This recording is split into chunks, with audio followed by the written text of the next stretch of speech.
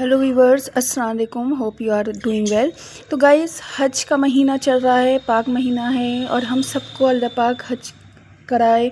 जो करने गए हैं उनको बहुत आसानी से उनके सारे अरकान पूरे हों। तो आज इसी से रिलेटेड मैं सारे आपको जो प्रॉब्लम्स हैं वो आपको हर इस सीरीज़ में बताने वाली हूँ हज से रिलेटेड। तो सबसे पहला हमारा हज में जो आता है द एहराम। जैसे कि हमारे सारे चीज़ें ज़रूरी हैं, उनमें से अरकान में से एक चीज़ जो सबसे पहली ज़रूरी है वो है हमारा एहराम। अब एहराम क्या है, उसका क्वेश्चन आता है, व्हाट इज़ एहराम।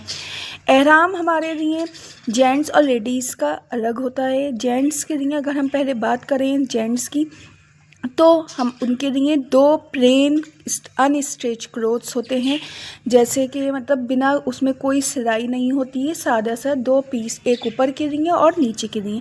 तो ये होता है हमारा एहराम, जो कि हमें जेंट्स को पहनना होता है। हम बात करें तो एहराम पहनने के लिए हमारा जो प्रिकॉशंस है वो ये है कि आप जब जेंट्स जो हैं ख़ास तौर से पहने तो उनका हेड कवर नहीं होना चाहिए और ना ही फेस कवर होना चाहिए। उसके बाद वो ना ही एहराम की हालत में सॉक्स पहन सकते हैं, ना शॉर्ट्स पहन सकते हैं, ना शर्ट्स पहनेंगे, ट्राउज़र इवन अंडरवेयर भी नहीं पहनना है उन्हें। ओनली 2 पीस फॉर एहराम, बस एहराम के 2 कपड़ा, एक ऊपर एक नीचे, बिना सिला हुआ। ये होता है जेंट्स के लिए एहराम। अब अगर हम बात करें लेडीज़ के लिए, तो ख़वातीन के लिए कोई ऐसी ज़रूरी एक प्रॉपर एहराम नहीं होता है। जो वो ड्रेस पहनती हैं हमारे इस्लाम से हमारी पूरी बॉडी कवर्ड होती है, जैसे कि सूट है, अबाया है, वही हमारा एहराम होता है।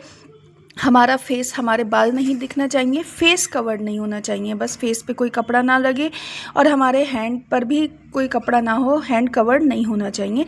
तो ये सिर्फ चीज़ें हैं जो हमारे लेडीज़ और जेंट्स में बस डिफरेंस है।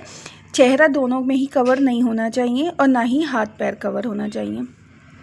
अब हम इसकी थोड़ी सी डिटेल में जाते हैं। बहुत सी लेडीज़ ऐसी होती हैं वो पूरा फेस अपना कवर करती हैं, पूरा नकाब करती हैं, लेकिन अगर आप एहराम की हालत में हैं, आपने नियत कर ली है, एहराम बांध लिया है और आप उम्रा या हज के लिए जा रहे हैं। एहराम बांधने का मतलब है जब आपने नफिल पढ़ ली है, एहराम की नियत कर ली है, तो आप उसके बाद अपना फेस इस तरह से कवर नहीं कर सकती हैं। आपका फेस ओपन होना चाहिए। अगर आप ओपन नहीं करना चाहती हैं, आपको पर्दा ही करना है, तो आप इस तरह से एक कैप आता है, सर पे कैप लगाइए। उसके बाद एक बारीक कपड़ा जॉर्जेट ले लीजिए, जिसमें से ट्रांसपेरेंट आपका फेस ना दिखे लेकिन आप बआसानी बाहर का देख सकें।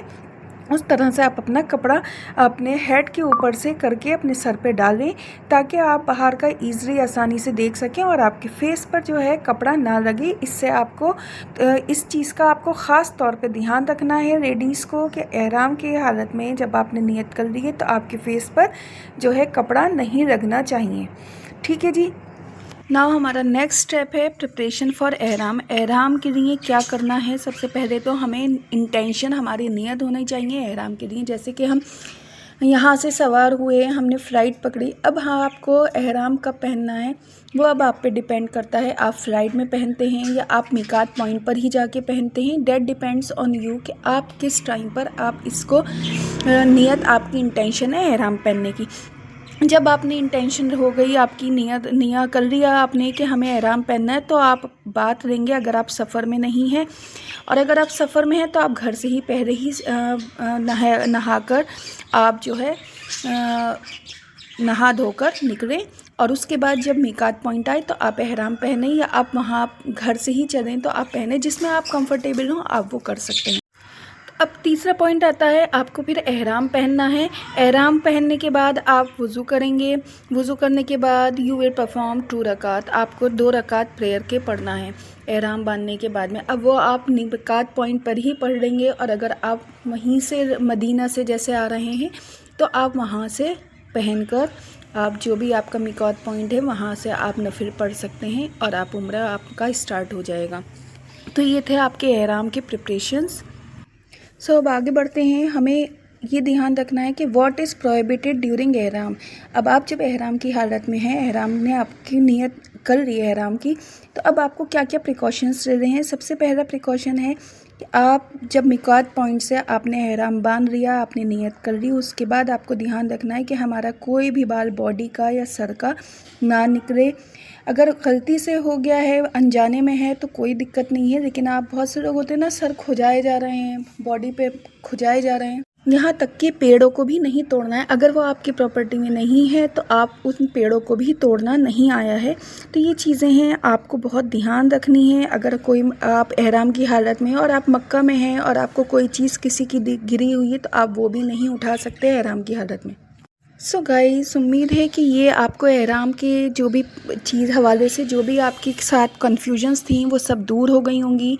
क्या प्रिकॉशंस लेने हैं, कैसे पहनना है, ये सब चीज़ों का आप मेरे वीडियोस आगे भी और आएंगी हज से रिलेटेड। आप प्लीज़ उनको देखिए और जो हज पर जा रहे हैं उनके साथ ज़्यादा से ज़्यादा शेयर करिए ताकि कोई भी गलती उनकी ना हो। सो अल्लाह हाफिज़ नाज़रीन, आप दुआओं में याद रखिएगा मुझे और मेरी फैमिलीज़ को, और जो जा रहे हैं उनके अरकान अच्छे से पूरे हों, उनका हज मुकम्मल हो। आमीन सुम्मा आमीन। अल्लाह हाफिज़।